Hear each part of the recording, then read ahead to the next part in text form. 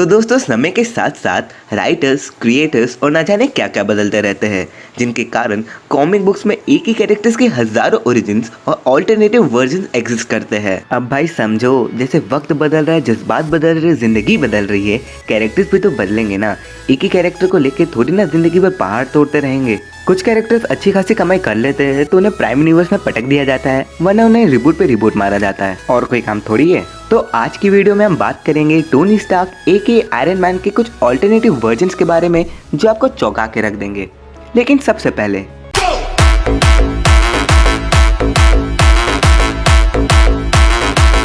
तो अपने सबसे पहले वर्जन की बात करें तो आते हैं आयरन घोस्ट।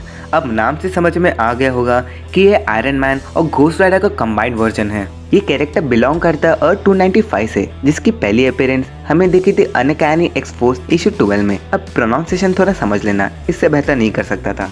इस इशू में इस कैरेक्टर को ब्लॉक्स ब्लैक लीजेंड नाम के एक गैंग का मेंबर बताया गया है, जो कि मर्सिनिनी किलर्स का एक ग्रुप होता है। अब मैं इस वाले वर्जन को बाबा कैरेक्टर इसलिए कह रहा हूँ क्योंकि कॉमिक्स में हमें इसके बारे में कुछ भी नहीं बताया गया है, सिवाय कि इसका नाम आयरन घोस्ट है।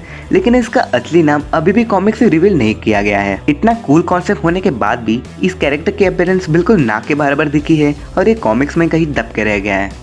अपने अगले वर्जन की बात करें तो आता है ज़ॉम्बी आयरन मैन। ये वाला आयरन मैन अर्थ 2149 से बिलोंग करता है। इस स्टोरी लाइन में होता ये है कि सेंट्री, जो कि ज़ॉम्बी वायरस से इन्फेक्टेड था, अर्थ पर गिर जाता है, और जब एवेंजर्स उसे इन्वेस्टिगेट करने जाते हैं तो सेंट्री उन सबको भी इन्फेक्ट कर देता है और बना देता है एक जीता जागता ज़ॉम्बी, जो कि ह्यूमंस का फ्लेश खाने के लिए तड़प रहे थे। टोनी भी इस वायरस से इन्फेक्टेड हो जाता है और हमें मिलता है उसका सबसे डेडलीस्ट वर्जन, यानी कि ज़ॉम्बी आयरन मैन। फिर जब बाद में सिल्वर सर्फर अर्थ पर आता है तो वो सभी ज़ॉम्बी बने एवेंजर्स उसे भी खा जाते हैं और उसकी कॉस्मिक पावर उन सब के अंदर आ जाती है, और उसी कॉस्मिक पावर की मदद से वो गैलेक्टस को हराते हैं और उसे भी खा जाते हैं। अगर आप इस स्टोरी लाइन को अच्छे से समझना चाहते हैं तो मैं आपको रिकमेंड करूंगा कि आप कॉमिक वर्स यूट्यूब चैनल पर जाकर इसे चेकआउट करें। इन्होंने बहुत ही अच्छी तरह से इस पूरी कॉमिक बुक सीरीज को एक्सप्लेन किया है, लिंक नीचे डिस्क्रिप्शन में अवेलेबल है। वीडियो में आगे बढ़े तो आयरन मैन के रूप में हमें दिखते हैं स्टीव रॉजर्स अर्थ 7015 के। उनकी फर्स्ट अपीयरेंस हमें देखी थी बुलेट पॉइंट इशू 1 में, और इशू 3 के आते आते स्टीव रॉजर्स के आयरन मैन की डेथ हो जाती है। मतलब 1 2 3 बोलते ही कहानी खत्म। तो इस स्टोरी लाइन में होता ये है कि स्टीव रॉजर्स को सुपर सोल्जर सीरम देने से पहले ही डॉक्टर अब्राहम की मौत हो जाती है, लेकिन गवर्नमेंट स्टीव के लिए एक नया प्रोजेक्ट लॉन्च करती है, जो कि था प्रोजेक्ट आयरन मैन, जिसके अंतर्गत स्टीव को एक जायंट आर्मर सूट प्रोवाइड किया जाता है ताकि वो वर्ल्ड वॉर 2 में मरे, लड़े। लेकिन बुलेट पॉइंट इशू 3 के अंत में ये बवाल मचता है कि पीटर पार्कर उस रियलिटी का हल्क बन जाता है, और जब स्टीव उसे रोकने जाता है तो वहाँ पे हल्क के हाथों उसकी मौत हो जाती है।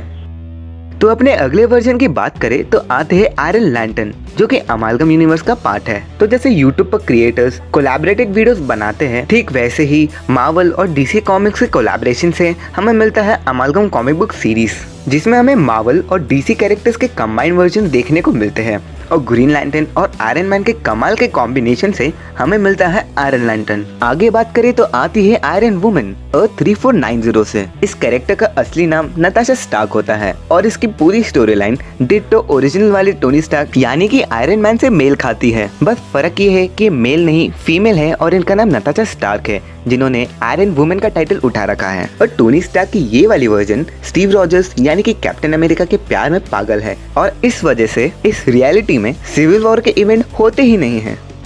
तो अब बारी आती है इस लिस्ट में मौजूद टोनी स्टार्क के सबसे इविल वर्जन की, जो कि है सुपीरियर आयरन मैन। ये वाला टोनी अर्थ 616 यानी कि मार्वल के प्राइम यूनिवर्स में एग्जिस्ट करता है। तो इस स्टोरी लाइन में होता ये है कि एक्सिस नाम के इवेंट के बाद टोनी स्टार्क के मोरल वैल्यूज बदल जाते हैं, और हमें देखने को मिलता है टोनी स्टार्क का सबसे डार्केस्ट और इविल वर्जन यानी कि सुपीरियर आयरन मैन। तो ये वाला टोनी अपने लिए एंडोसिम नाम का एक आर्मर बनाता है, साथ ही ये एक्सएमएस 3.0 नाम का एक ऐप भी रिलीज करता है, जो कि एक्सएमएस वायरस का ही एक अपग्रेडेड वर्जन था। इस ऐप को इंस्टॉल करने वाले यूजर को फिजिकल परफेक्शन मिल जाती है, लेकिन इसके ट्रायल वर्जन के खत्म होने के बाद इस ऐप को यूज करने के लिए पर डे $1000 देना पड़ता था। धीरे धीरे इस ऐप के कारण लोगों में एडिक्शन फैलने लगा था, और इस वजह से काफी सारी आम जनता और सुपर हीरोज टोनी स्टार्क का अपोज करते हैं। लेकिन इस वाले इविल टोनी स्टार्क को इन सब से कोई फर्क नहीं पड़ता था, और वो अपने कई सारे इविल प्लान्स को भी अंजाम देता है। तो अब बारी आती है मेरे सबसे फेवरेट आयरन मैन की, जो कि है सॉर्सरर सुप्रीम आयरन मैन। तो एक ऑल्टरनेटिव रियलिटी में जब डॉक्टर स्ट्रेंज और टोनी स्टार्क साथ में ट्रैवल कर रहे थे तो उनकी कार का एक्सीडेंट हो जाता है, जिसकी वजह से डॉक्टर स्ट्रेंज के हाथ बहुत बुरी तरह डैमेज हो जाते हैं। और इस एक्सीडेंट के लिए टोनी अपने आप को ब्लेम करता है और कसम खाता है, कसम है मुझे तेरे इंजन ऑयल की।